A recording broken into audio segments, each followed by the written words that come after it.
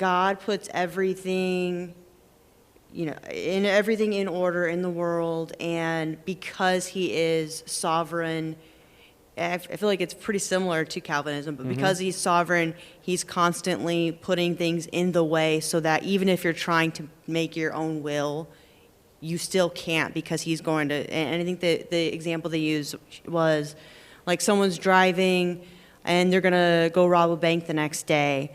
And so that day a deer runs in front of their car and crashes they crash their car, so now they can't rob the bank the next day. And something to that effect of God's intervention into everything so that everything aligns with him.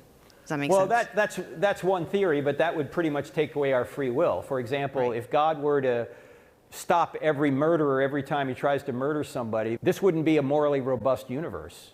It would be comical, that every time you tried to do something evil, God stopped you. So how do you go on the other consequences. side? What's that? How do you go on the other side then when God does get involved and does stop things from happening? Well, he may do that, but that doesn't mean he's taking away all our free will. In fact, most of the time when people talk about this in the context of whether Calvinism or Arminianism or Molinism, Norman Geisler would say that God does not work coercively, he works persuasively.